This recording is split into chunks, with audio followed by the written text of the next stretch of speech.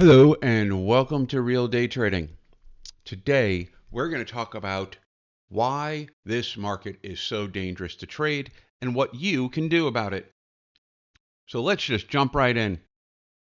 Now today, unless you were doing some quick day trades or maybe shorter term scalping, today was really difficult to trade. We'll go to the 5-minute chart here and you'll see that we had a huge gap up, right? The rest of the day is spent in this sort of coma-inducing compression. I mean, there wasn't enough crushed up Adderall in the world to keep someone focused and awake during trading hours with this crap. It was just slowly grinding higher. Now, sure, today was strong. In fact, one of the single biggest one-day increases in recent memory. Yay for bulls. But can you have any confidence in it? Can you actually trust the market like this right now? I mean, who would? Right now, SPY is kind of like that really bad boyfriend or girlfriend where every time you think things have finally gotten better, you find them going down on the limo driver during prom. Okay, but to be fair, that comparison's probably only has resonance with me, but you know what I'm saying. I mean, it's hard to trust. And even if this was normal times, and this is really the hell far away from normal times, you would expect a retest of the lows here. And because of the severity of this drop, not just one retest, I'm doing several retests down, 416 area before buyers actually re-engage. And we talked about last time that's going to be a really good time for going long, right? And when they see that support finally being formed, yeah, buyers will be ready to get back in the limo again. That's right, I'm sticking with it. However, as I mentioned, these are not normal times. We're currently in an extremely news-sensitive environment. I mean, if Putin sneezes, the market reacts. And it's clear that psychopathic fucker certainly shows no intention of stopping his crimes against humanity anytime soon. So with all of that, why the hell did the market go up today? Well, I'm sure there are plenty of people out there pointing to, well, we were in oversold territory. And when you get in oversold territory, you go up. Simple as that. Okay, well, maybe you're right. I don't know. It just also so happens that this increase was timed with the news that President Zelensky mentioned he was prepared to give up the demand for NATO membership. Now, this might seem like a kind of foregone conclusion at this point, considering it would have taken 15 years to obtain that goal anyway. But investors clearly felt that this maybe gave Putin a potential face-saving opportunity, a way to exit the situation, perhaps. Either way, and when I say investors, I mean algorithms. Either way, those algorithms, which have modeled out the likelihood of the war continuing, the likelihood of it having a negative impact on the market, those likelihoods were adjusted by those headlines. And they were adjusted to a more favorable outlook. This is kind of supported if you look at the sectors today that were weak, right? It was defense, it was energy, and it was oil, all of which were underwater, and all of which were the three areas that benefited when the war, the invasion in Ukraine, every time it got worse, those three areas went up. So the problem with traders for today was every area of the market that was doing well have been beaten down in the past 2 months. So, like technology, for example, like take a look at NVIDIA. Really, really strong today, up $14. But look at this daily chart. It can't even get through the 200-day moving average yet. So, do you go long on NVIDIA? Do you trust that? Are you going to hold that overnight? Are you going to even day trade it when you know that one headline can send this stock from $230 down to $210 in a few bars? And if you're looking on the short side of things, it's even worse. Because the only available shorts are the stocks that have been red hot lately. Oil, energy, defense. Are you going to go in and short Halliburton when it has a daily chart that looks like this? So you're kind of stuck here. And on top of all that, throw in the mix on top of it as if you need more. Tomorrow, the CPI number comes out. Now, normally, back in my day, when you had yourself a hot CPI number, that was bad. And when it was down, well, that was good. You see, that's how we did back in the day. Well, that's not the case anymore now, is it? Because that number is obviously going to have some bearing on the Fed decision on how much or how often they plan to raise rates. Now, typically, you would expect the market to want the Fed to be as dovish as possible. But that may no longer be the case. See, the primary concern right now is no longer little old rate increases. No. Investors have bigger fish to fry. And that fish is called recession. I don't think anyone has a fish named recession, but if they did, it would be this fish. Now, let's be clear.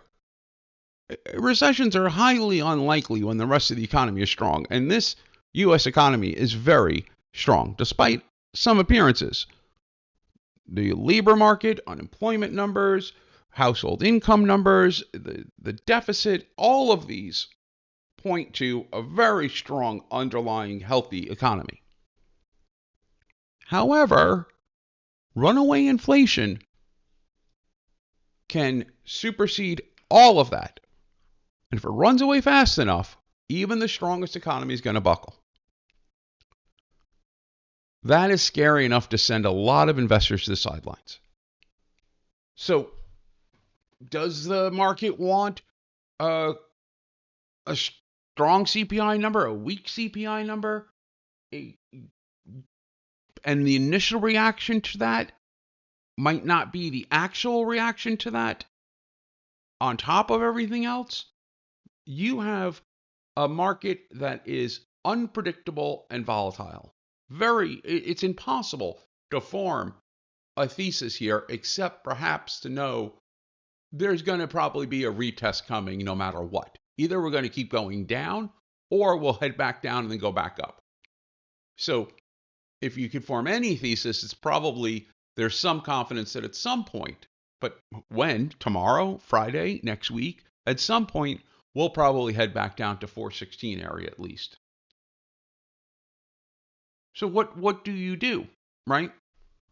Well, clearly you can do nothing.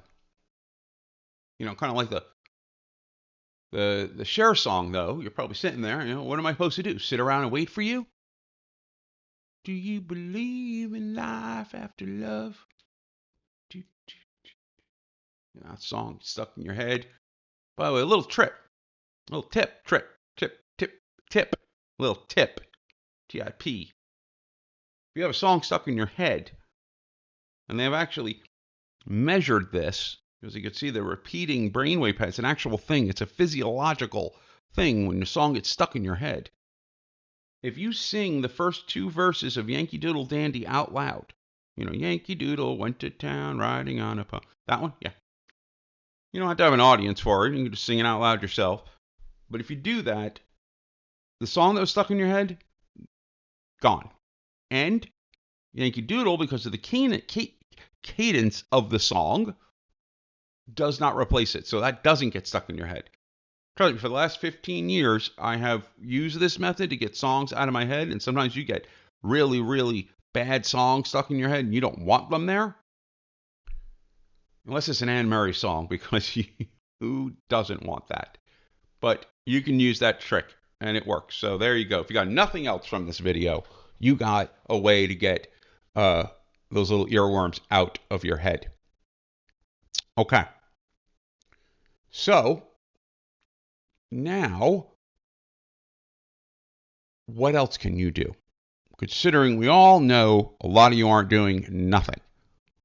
And I could say, well, if you must trade, you got to trade one share and one contract, right? Well, I also know, and I'm not being hyperbolic when I say that I get, 30 some odd messages a day from traders. I know a lot of you aren't using one share, one contract yet. Because you're either losing or making way too much money to have that small position size. But we've already been through that, right? We're not going to have to go revisit that. So is there an alternative? All right, let's take a look. I'll show you what I did. First, our good old friend, the 5K challenge, the never-ending 5K challenge. Yay! Here we are. Okay, well, today I did the following. I sold off Oxy, which if I didn't do that, it would have been worth around another $250. So sold that off too soon. But I wanted the money to be able to buy back the short side of the Caterpillar CDS.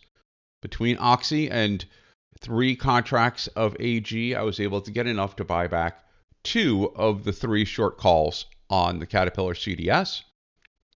And then I I bought back the 1 remaining contract of the CDS, leaving me with 2 open calls, and I managed to take profit on those calls. I replaced them with a call debit spread on LMT. Why? Because out of all the stocks in a hot sector that was down today, LMT was one of the stocks, or the stock, that wasn't. It had relative strength to the sector, which is different than relative strength to the market. That tells me that when this sector heats back up, which very news driven, could be as early as tomorrow, hopefully these things expire on Friday, LMT is going to lead the charge there. I kept some AG calls, and so you can see here, let's just take a look at both of them here. LMT, right? This is in the aerospace and defense sector. Really, really good daily chart. And today it got all the way up to 456 before settling down. If it dropped at the end of the day, but essentially the stock is going to go with the sector shift.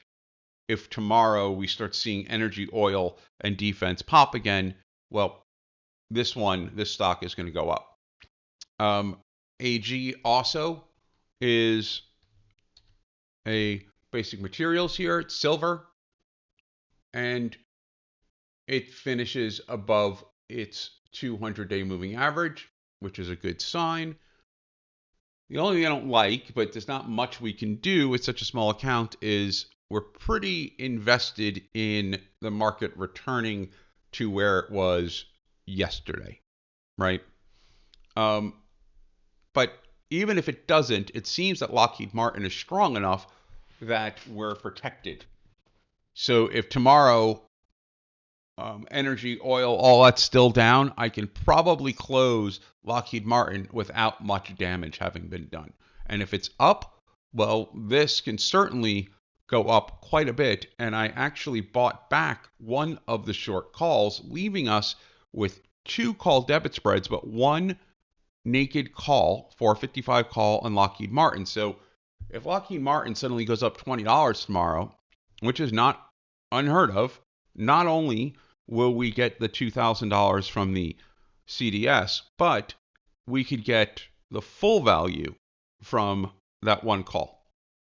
And we have 4 AG calls. So that's where we are with the 5K count. Okay. There we are, 5K count. So I did all of this today. That's a lot. I did a mix of various industries, shorts and longs, all throughout. So let's take a deeper dive and see. First thing, Robinhood. Well, Robinhood kept popping on the scanner. And it looks like after hours, it certainly is popping up here. Robinhood is one of those laggards. Take a look here at the hood.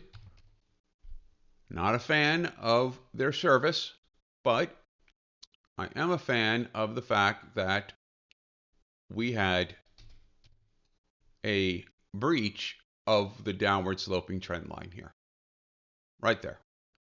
So, given that and given what would be a HA continuation, I can show you that if we go right to here and go to that.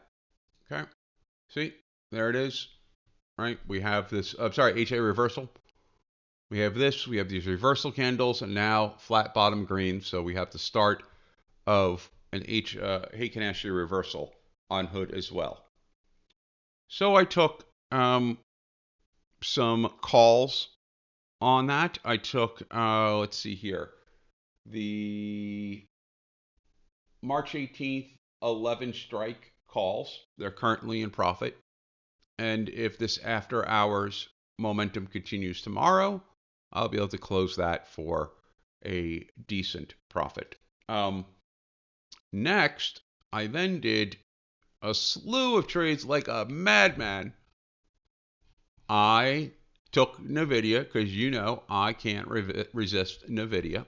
We actually made decent money this week on NVIDIA. I did a call debit spread on NVIDIA, and that one was 230, 240. So it is at 228 right now, up $13 today. I did not want to stretch it much beyond that because, as we saw before, NVIDIA still has this 200-day moving average at 234 it has to go through.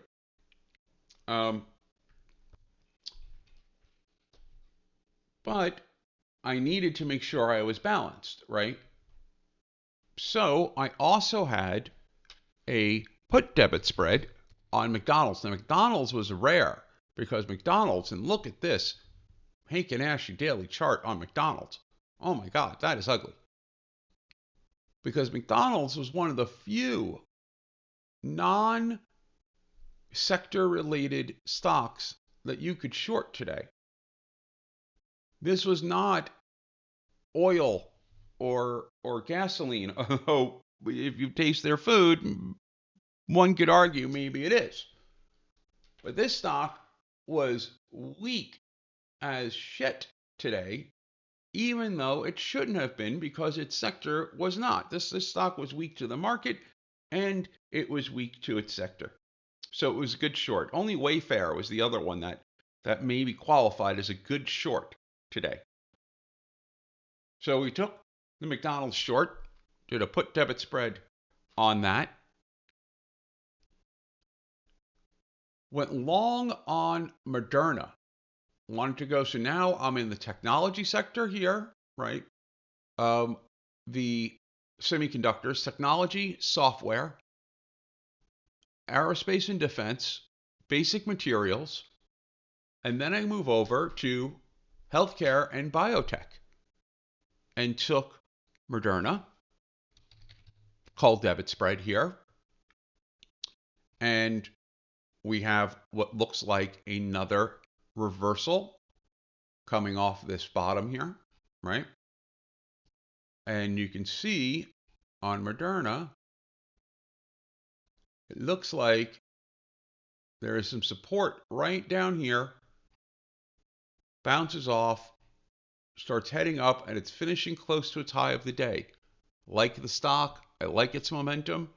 I don't like its daily chart, but the stock can move really fast, and doing call debit spreads on stocks like this give you the ability to buy back the short side and let the calls run if you run into trouble. However, because this is a really shitty daily chart, that might be more difficult to do with this particular trade. Still like the stock though, and the trade.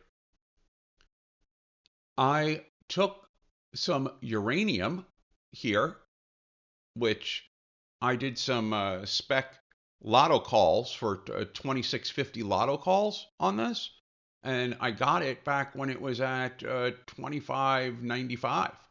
This thing's now at 27.10. So thank you, Dave Wise, for this point out, because URA, uranium, our old nuclear weapon friend, has not only had a great day today, but this daily chart, it was bumping up against this 500-day moving average, and today it just went right through it. Now, I don't know what it says about global politics when uranium's doing well, but right now, all I know is I am way in the money on those lotto calls. So, Oxy, back in Oxy again. Oxy, way up after, well, decently up after hours, actually.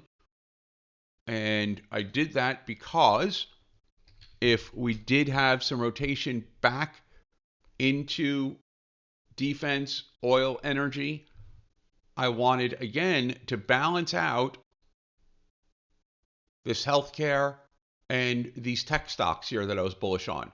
So this allows me to be long on a stock that I didn't have to short to hedge here. I could be long on Oxy, which today, by the way, was up on the day. So it's, again, like Lockheed Martin, the strongest stock in a weak sector. So I'm picking the strongest stocks in sectors that were red hot but were weak today. Seeing how this is starting to come together? Now, the one trade that I regret today was FDX. Should have closed this. I'll show you why. So FDX puts in a very strong day today. Look at that. That is pretty damn strong, right? But I forgot to do something. I forgot to draw my algo line before I took the trade. And there it is. Look at that. And look where FDX hit and retraced from. Right after it hit that algo line, right here, down it went back down. Sell, sell, sell. So I have that call debit spread right now on this stock. And it is, what the hell was it again? It was, go to this damn thing. Where are you? Oh, there. Let's see here. So I have on FDX the $217.50 and $225 called debit spread. And now FDX is below even my long call. So that sucks. Probably going to have to, unless FDX tomorrow just opens up really, really strong, I'll have to toss that one out. But it is also, see, another sector, industrials. I then shorted Microsoft, and I could hear you all gasp. What? Oh my God. How could you do that? That goes against everything. And you're right. It does. It does go against everything. Well, first off, there was a inordinate amount of money pouring into Microsoft puts. Oddly enough, there was an inordinate amount of money pouring into Amazon calls. And oh, wow, shocker. A 20-to-1 split on Amazon. Who would have thunk it? Clearly, the people who put millions of dollars into those calls, you bastards. I mean, really? Really? Couldn't have been subtle about it? Couldn't have spread it out over a couple of days? You know, just no, screw it. Who cares? Nobody's gonna shit to us anyway. $1 million, Amazon, 3,000 strike call, go. All right, fuck you. All right, whatever. Um, but a lot of money was poured into Microsoft puts, and at this point, I did not feel my McDonald's hedge was strong enough. One. Two, there were no good shorts out there. Just weren't. So I wanted a short that was right into one of the weaker sectors as of late. And Microsoft was in one of the weakest sectors. Also, if you look at Microsoft's daily chart, it is below the 200-day moving average, and not just below it, but way below it. Finishes the day on what looks like a doji here almost. This is not an HA reversal. And you have some serious resistance here at 300 for this stock. So I chose Microsoft as a short, but this is one that maybe you're not going to find that type of play in the damn wiki. I know, another gasp. But this is the type of play that you do with some experience. So I shorted Microsoft. And then finally, I bought a shit ton of VIX calls. Which, by the way, I bought VIX when it was down around $26. Well, added to it, and now it's at around 27 in after hours, because in after hours, we are currently down. Not a lot, but we are. So that is kind of what I did. I mixed up a whole bunch of sectors here. I am hedged on the bearish side. So if we open down tomorrow, well, Lockheed Martin will probably do well. AG will probably do well. Uranium will do well. Oxy will probably do well. Microsoft, McDonald's, and VIX all should do well. If we open strong tomorrow, Lockheed Martin might still do well. Robinhood will. Nvidia certainly will. Moderna most likely will. Oxy still will. Did today. FDX, hope it will. So I'm kind of neutral here. In fact, we'd most likely this portfolio will do a little bit better if we open lower. But it wouldn't be killed if we open higher. And that is how you balance a portfolio. When you can sleep at night and not worry which way the market's going to go. That you're going to be fine no matter what.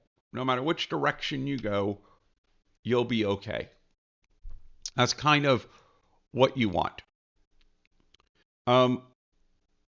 Another question I got that some people have been asking is adding to your trades, right? Obviously, you should not average down unless you have reason to believe that the current drop or increase, if you're short, is temporary and you have an actual thesis behind that. Right? So let's say, you are long NVIDIA and all of a sudden, the market, you go long and then the market takes a dip and NVIDIA drops with it. But it actually still has relative strength It's still stronger than most stocks in its sector, and this dip isn't anything that looks significant. It's just a typical retest or retracement here. Okay, well, you can add an average down there because when you bounce back, Nvidia is going to come back. It's showing relative strength, but it's still dropping, but just not severely. On the other side of the coin, averaging up, adding to your winning positions, that is probably one of the single most important keys to being a successful trader. Because if you do not maximize your profit, if you do not maximize your wins, then you're always going to be underwater and dominated by your losses. It's just, but people don't do that. People rarely add to their winners. And that is when you should be adding. It's working out. The trade's working for you, and I get it. You think, oh yeah, it's working now, but you give it a little bit and it's not, so I'm going to take it while I have it. That is your crazy ass life talking to you. That's all the times where something good happened and then bam. Nope. It's gone. Right? So you got to leave that baggage at the door. Just drop it off because it's not helping you as a trader. Lean in to your winning trades. Will it always work? No, but it will work more often than not. Increase your position sizes when you're doing well, and particularly if it's going how you thought it would. Okay, well, I think that's enough for today. So we're going to end today a little differently by, no, I'm just kidding. We're not going to end differently at all because you're going to watch more videos and you're going to read the damn wiki. Have a good night, everyone.